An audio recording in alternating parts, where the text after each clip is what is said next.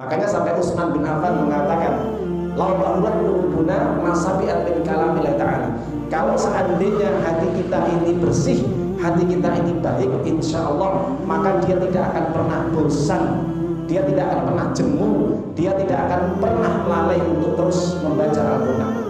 Jadi bahkan Utsman itu Pak ya, itu selalu dimanapun dia bawa Al-Quran, sampai ketika juga dalam perang pun dia tetap membawa Al-Quran. Jadi Al-Quran itu tidak pernah ketinggalan di dalam sakunya. Ya, dia pegang terus, bahkan ketika sakit pun dia senantiasa membaca Al-Quran. Bahkan sampai beliau terbunuh, ya, terbunuh itu dibunuh oleh orang-orang ya Khawarij, ya, orang-orang yang tidak senang dengan Utsman, ya. Maka beliau meninggalnya dalam kondisi membaca Al-Quran. Ada yang dijelaskan dalam kondisi sholat, ketika menikmati baca Quran, beliau dibunuh oleh orang-orang yang memang Bismillahirrahmanirrahim. Ayyuhalladzina amanu taqullaha wa kunu ma'as-shodiqin. Hai orang-orang yang beriman, bertakwalah kepada Allah dan hendaknya engkau bersama dengan orang-orang yang jujur dalam beragama dan dalam berkehidupan sosial di masyarakat. Waqala Rasulullah sallallahu alaihi wasallam, Nabi bersabda, "Ittaqillaha tsumma kunta wa bi sayyi'il hasanata wa khaliqin nas bi khuluqin hasan." Hendaknya kalian senantiasa bertakwa kepada Allah, menjalankan semua perintah Allah dimanapun kalian berada, baik dalam kondisi sakit maupun dalam kondisi sehat, baik dalam kondisi kaya maupun dalam kondisi miskin, baik dalam perjalanan safar maupun di rumah, baik dalam kondisi sempit maupun dalam kondisi longgar, baik dalam kondisi sibuk maupun dalam kondisi waktu yang longgar. Wa bi setal hasanatan muha, dan hendaknya engkau iringi perbuatan yang buruk dengan perbuatan yang baik. Mudah-mudahan perbuatan yang baik bisa menghapus perbuatan burukmu, dan pergaulah manusia dengan sebaik-baik akhlak yang baik, akhlak yang mulia. Mudah-mudahan itu bisa memberikan manfaat untuk dirimu dan orang lain. Khairukum man ta'allamal Qur'ana wa 'allamah. Sebaik-baik kalian adalah yang mau belajar agama, mau belajar Al-Qur'an dan mengajarkannya. Rabbi shrah li sadri wa yassir li amri wa hlul 'uqdatam min lisani yafqahu qawli. Rabbi zidna ilma warzuqna fahma waj'alna minas sholihin. Amma ba'd, para jamaah Bapak Ibu yang dimuliakan oleh Allah, alhamdulillah tidak terasa ini sudah memasuki akhir di bulan Sya'ban. Sebentar lagi kita akan bertemu dengan bulan Ramadan, tamu yang agung yang kita harapkan, yang kita nanti-nanti kedatangannya. Kenapa? Karena sebagai orang yang beriman pastinya dia akan senang, sumringah, gembira apabila bertemu dengan bulan Ramadan. Sebaliknya orang yang tidak beriman, maka hatinya akan sempit, maka dia tidak senang dengan adanya bulan Ramadan. Sebab bulan Ramadan bagi orang yang beriman merupakan kesempatan dia untuk meraih pahala Allah yang sebesar-besarnya dengan berbagai amal ibadah dan ketaatan. Sebaliknya bagi orang fasik, bagi orang-orang yang tidak beriman, maka tentunya akan menjadi penghalang bagi dirinya untuk melakukan keburukan, maksiat atau kemungkaran atau perbuatan dosa, sehingga tidak bisa bebas untuk melakukan hal-hal yang dilarang oleh Allah Subhanahu wa taala. Oleh karena itu para jamaah Bapak Ibu, Nabi kita yang mulia mengajarkan kepada kita semuanya, kepada umatnya, setiap datang bulan Ramadan atau mendekati bulan Ramadan, beliau mengajarkan doa yang mudah-mudahan doa ini bisa memberikan bekal kepada kita baik dalam masalah kesehatan, keselamatan, maupun dalam hal perkara iman dan Islam, agar iman kita diteguhkan, dikuatkan, dikokohkan oleh Allah, dan kita juga dipermudah untuk melaksanakan ketaatan ibadah kepada Allah nanti di bulan Ramadan. Bagaimana doanya? Maka para jamaah bisa diikutin, dan insya Allah di doa ini disampaikan oleh Nabi SAW sampai kepada kita, yang diriwayatkan dalam hadis Imam Tirmidzi dan juga Imam Ahmad. Hadis ini disesuaikan oleh Syekh Albani. Diikutin semuanya para jamaah doa ketika untuk menyambut bulan Ramadan. Allahumma ahillahu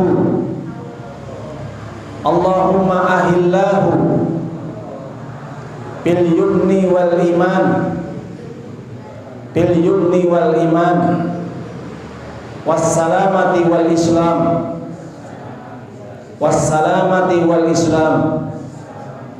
Rabbi wa rabbukallah.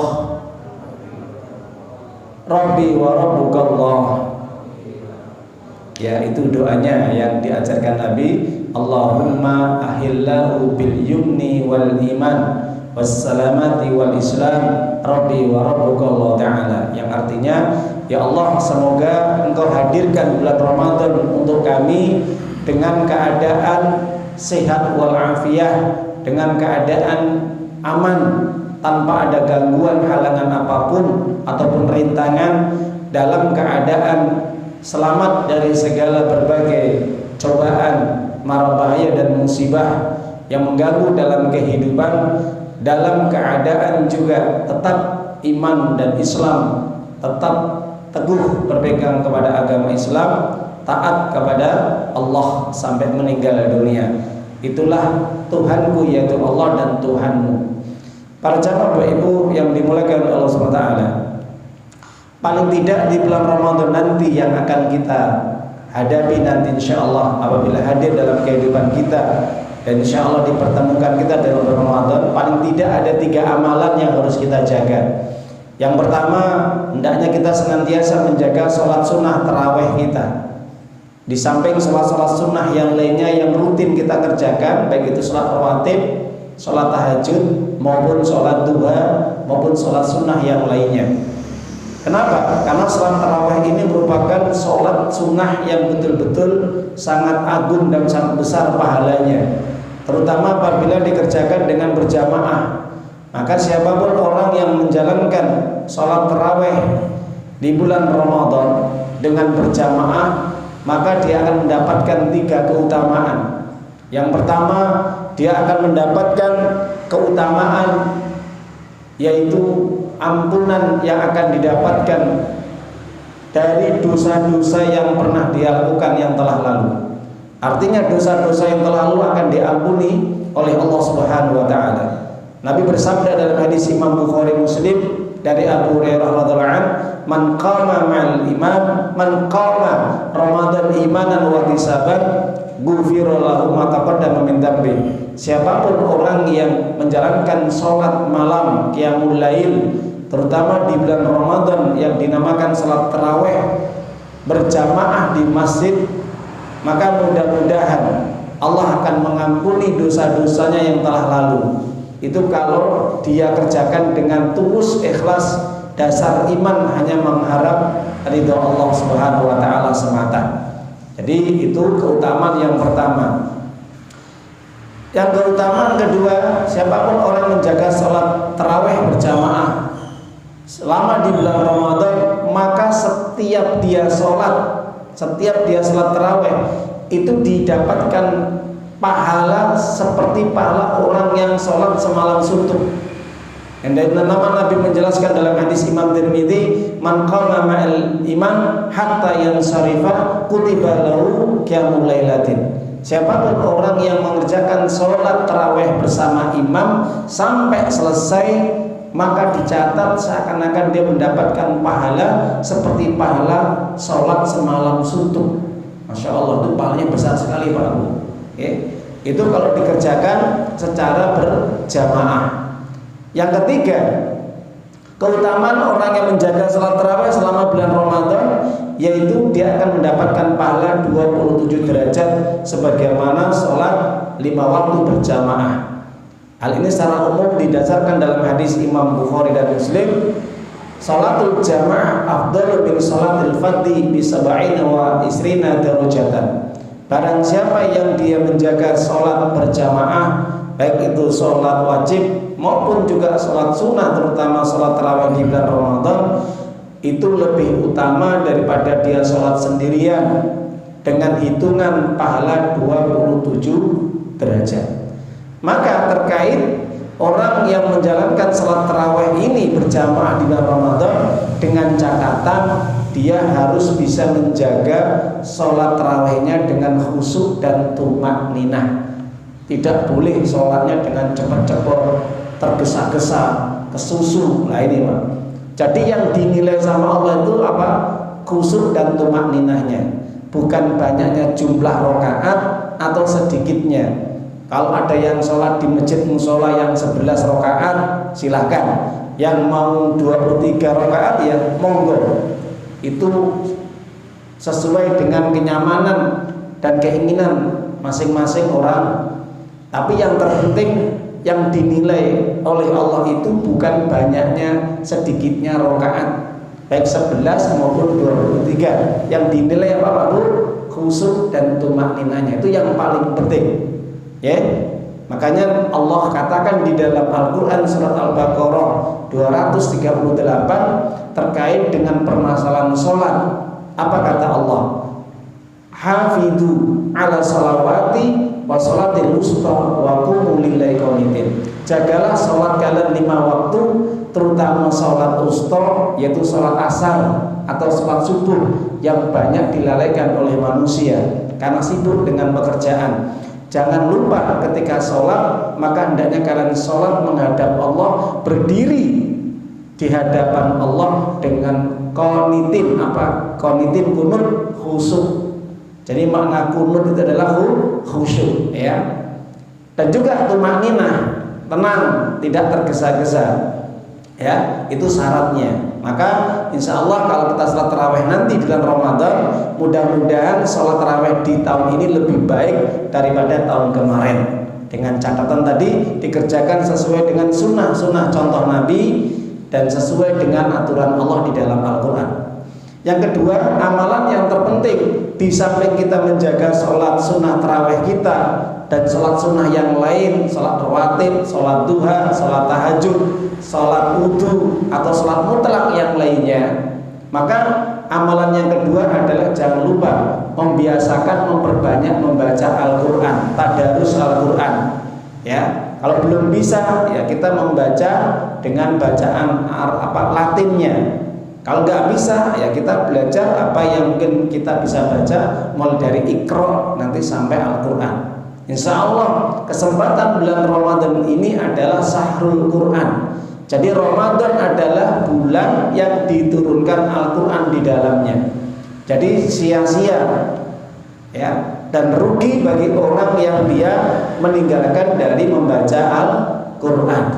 Makanya sampai Nabi itu senantiasa mencontohkan kepada umatnya, ketika di bulan Ramadan beliau dikunjungi oleh malaikat Jibril untuk murojaah, dites hafalannya Pak. Kira-kira Nabi itu masih kuat nggak hafalannya? Lupa atau boten? Nah itu. Makanya dites kali malaikat Jibril itu Nabi nggih. Jadi tasik sinau belajar kali malaikat Jibril. Jadi setiap tahun, tiap bulan Ramadan malaikat Jibril datang kepada Nabi, tujuannya untuk melihat, mendengar, nyemak, memperhatikan bacaan Nabi. Sampai beliau sebelum wafat, terakhir kalinya di bulan Ramadan itu 2 kali malaikat Jibril datang kepada Nabi untuk melihat, memperhatikan, mendengar, menyemak bacaan Nabi. Ya. Oleh karena itu para jamaah Bapak Ibu, kesempatan kita untuk memperbanyak ya membaca Al-Quran. Bahkan sampai para ulama dulu Pak, itu semangatnya luar biasa. Kita lihat Aswad bin Yazid itu setiap malam itu hafal khatam Quran. Kita lihat ya Imam Qatadah, dia setiap ya 2 hari sekali khatam. Kita lihat Imam Syafi'i nggak main-main, 1 hari khatam 2 kali, khatam 2 kali. Jadi khatam 30 juz 1 hari. Ya, jadi setiap hari khatam 2 kali. Berartinya kalau 1 bulan berapa? 60 kali. Dan masih banyak ulama-ulama dulu yang senantiasa berlomba-lomba untuk menghatamkan Al-Quran di bulan Ramadan. Jadi kalau bisa bulan besok Ramadan tahun ini itu harus ada perbaikan lebih baik lagi daripada tahun kemarin. Mungkin tahun kemarin kita mungkin belum bisa menghatamkan, atau kita sudah menghatamkan sekali. Yang belum khatamkan tahun kemarin, tahun ini harus khatam sekali minimal. Yang tahun kemarin sudah khatam sekali, paling tidak ditambah khatam 2 kali, tambah lagi khatam 3 kali atau 4 kali. Kenapa Pak Bu? Rugi sekali. Belum tentu tahun yang akan datang, Ramadan yang akan datang kita akan bertemu kembali. Kalau memang Allah menakdirkan kematian kita tiba. Makanya semangat kita untuk terus baca Quran, baik di masjid, di musola maupun di rumah. Silahkan Bapak Ibu ya, manfaatkan betul-betul di bulan Ramadan untuk tadarus Al-Quran. Insya Allah pahalanya besar sekali. Di bulan Ramadan pahala orang baca Quran itu dilipat gandakan, berlipat-lipat daripada hari-hari yang biasanya. Nah itu. Makanya sampai Utsman bin Affan mengatakan, "Lau tahurat qulubuna ma sabi'at min kalamillah ta'ala." Kalau seandainya hati kita ini bersih, hati kita ini baik, insya Allah maka dia tidak akan pernah bosan, dia tidak akan pernah jemu, dia tidak akan pernah lalai untuk terus membaca Al-Quran. Jadi bahkan Utsman itu Pak G, itu selalu dimanapun dia bawa Al-Quran, sampai ketika juga dalam perang pun dia tetap membawa Al-Quran. Jadi Al-Quran itu nggak pernah ketinggalan di dalam sakunya, ya dia pegang terus. Bahkan ketika sakit pun dia senantiasa membaca Al-Quran. Bahkan sampai beliau terbunuh, ya terbunuh itu dibunuh oleh orang-orang ya Khawarij, ya orang-orang yang tidak senang dengan Utsman. Ya, maka beliau meninggalnya dalam kondisi membaca Al-Quran. Ada yang dijelaskan dalam kondisi sholat, ketika menikmati baca Quran, beliau dibunuh oleh orang-orang yang memang membenci beliau. Sampai seperti itu Pak. Jadi meninggalnya dalam kondisi membaca Al-Quran, ya ditusuk, ya dipedang, nah ini disabet dengan pedang. Baik. Itu keutamaan yang kedua, ya jangan lupa terus tadarus, ya kita membaca Al-Quran. Yang ketiga, amalan yang terpenting adalah perbanyak kita untuk bersedekah. Makanya ini kesempatan kita berbagi Pak. Mungkin di hari-hari yang lain kita juga sedekah, tapi sebisa mungkin di bulan Ramadan kita perbanyak lagi, kita tambah sedekah kita. Kenapa? Karena dijelaskan di dalam riwayat, sedekah yang paling utama itu adalah di bulan Ramadan. Afdhalu shadaqah shadaqatun fi Ramadan. Bukan sebelum atau sesudah Ramadan. Kalau sekarang pengen sedekah silahkan, nggak masalah. Tapi kalau bisa nanti Ramadan itu lebih digiatkan lagi, disemangatkan lagi, disemarakan lagi. Paling tidak minimal kita menyediakan takjil untuk orang yang berbuka puasa. Tambah lagi mungkin kita siap juga untuk memberikan makan orang yang sahur.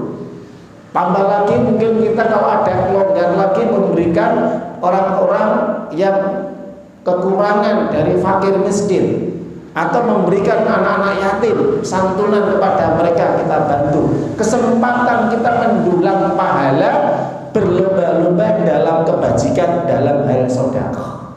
Kenapa? Karena Nabi sendiri merupakan sosok manusia yang paling pemurah, paling dermawan, paling luman, terutama di bulan Ramadan Pak. Di luar Ramadan saja Nabi itu sudah luman, dermawan, apalagi di bulan Ramadan, Masya Allah. Sampai Nabi itu ketika ada orang datang aja ke rumahnya, langsung dikasih kambing Pak. Padahal dia nggak minta. Jelaskan dalam hadis Imam Bukhari dari Ibunda Aisyah, ketika ada orang datang, Nabi memberikan seekor kambing. Maka orang tadi mengatakan, ya Masya Allah, begitu dermawannya seorang Nabi, maka hari ini aku masuk Islam. Maka setelah dia masuk Islam, orang tadi Pak Bu pulang ke kampungnya, bilang kepada masyarakatnya dia sebagai sesepuh, Kalau orang dia sebagai Pak RW, RT atau mungkin Pak Lurahnya di kampung itu, langsung bilang kepada masyarakatnya, ya kaum aslim, fa inna Muhammad yu'ti ata'an la yahsyal faqah. Aku menemui seorang nabi utusan Allah yang bernama Muhammad, bahwa dia telah memberikan sesuatu apa yang dia miliki, dan dia tidak pernah takut miskin ketika memberikan sesuatu kepada orang lain. Masya Allah. Ini Nabi Muhammad di luar Ramadan, apalagi di bulan Ramadan. Nah, ini dijelaskan lagi di dalam hadis Imam Bukhari, dikatakan karena Nabi sallallahu alaihi wasallam ajwadan nas wa kana ajwada yaqumu fi syahri Ramadan. Nabi itu manusia yang paling dermawan, Pak, bil khair, dalam hal kebaikan. Jadi kalau ada orang minta kepada Nabi, dikasih apa yang dia miliki tanpa diperhitungkan, apalagi dalam urusan ketaatan dan kebaikan. Jadi Nabi itu artinya enggak melihat nanti hartanya berkurang, tidak, karena ini merupakan kebaikan. Dan harta itu kalau disedekahkan tidak akan pernah berkurang, Pak. Pasti nanti akan ditambah sama Allah, diganti dengan Allah yang lebih baik. Jadi kalau kita bersedekah, jangan kita berpikiran nanti harta kita berkurang, jangan. Kita bersedekah di jalan Allah, membantu orang yang kekurangan, membantu berdakwah, membantu apapun yang itu menjadi hak mereka, insya Allah nanti Allah akan ganti yang lebih baik. Makanya Nabi mengatakan, mana pasal salatun fi malin, tidak akan pernah berkurang harta yang dikeluarkan di jalan Allah atau disedekahkan di jalan Allah. Ya, insya Allah ya. Makanya Nabi mengatakan keutamaan orang yang memberikan makan orang berpuasa atau takjil. Takjil itu kan bahasanya ajala yu'jilu, mempercepat, menyegerakan berbuka dengan memakan apa yang ada di situ. Kurma, mungkin nanti jajan, mungkin nanti kolak, atau mungkin nanti minuman, minimal air putih, nanti yang paling kenyang yaitu nasi, ya, apapun yang nanti yang bisa memberikan manfaat. Maka Nabi mengatakan manfaat rasul iman kana mithlu ajri ghairu anna yanqusu min ajri shaim say. Siapapun orang yang menyediakan berbuka puasa berupa takjil, maka dia akan mendapatkan pahala seperti pahala orang yang berpuasa tanpa dikurangi sedikit pun. Ya.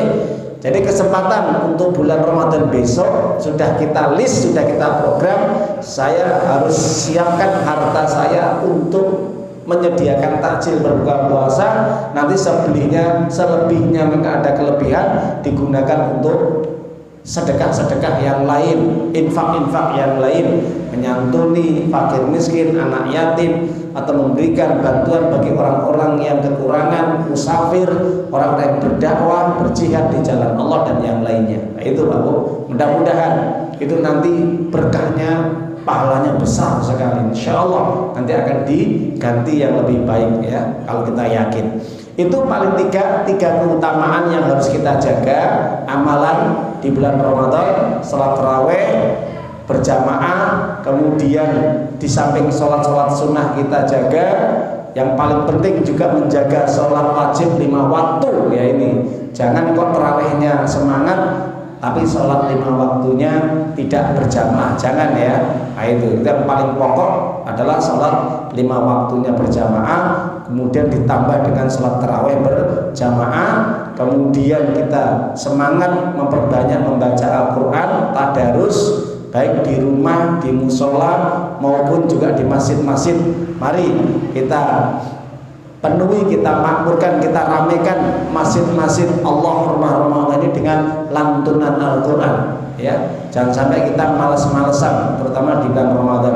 Dan yang terakhir adalah yaitu dengan kita memperbanyak sedekah dengan harta yang kita miliki, meskipun hanya sebutir kurma, meskipun hanya kolak, ya meskipun hanya air putih saja Pak, ya sediakan untuk berbuka, insya Allah itu pahalanya besar sekali dan akan diganti nanti pada hari kiamat atau mungkin diganti langsung nanti di dunia. Tapi jangan kita berharap semoga cepat diganti, ya jangan, biarkan Allah yang akan menggantinya, terserah Allah mau diganti di dunia atau nanti diganti di akhirat.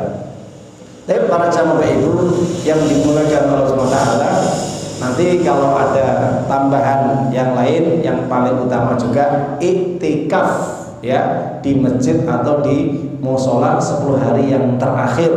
Perbanyak iktikaf, ya di malam-malam ganjil, memohon kepada Allah semoga Allah berikan Lailatul Qadar. Karena orang yang mendapatkan Lailatul Qadar satu malam lebih baik daripada 1000 bulan.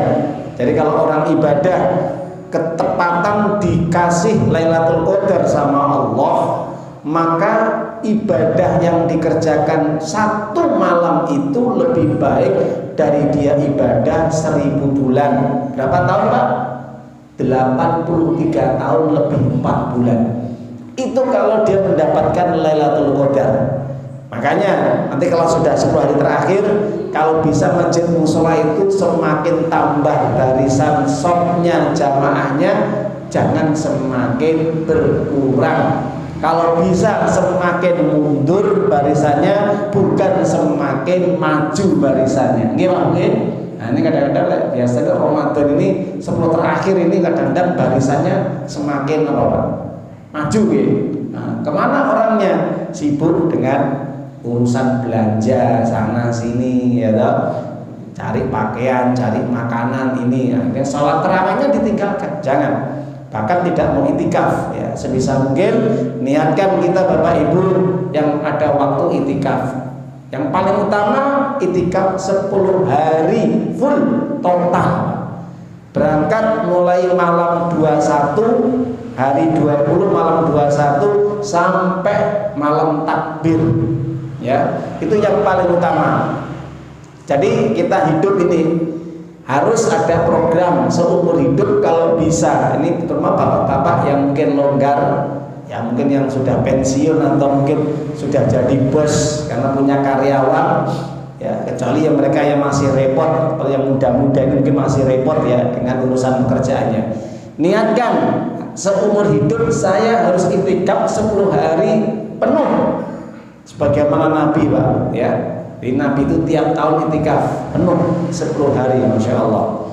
Ya, ibu-ibu boleh iktikaf silakan, ya. Niatkan iktikaf seumur hidup 10 hari penuh. Kalau tidak bisa Ustadz, ya sudah. Mungkin iktikaf ya mungkin 1 hari atau 2 hari atau 3 hari.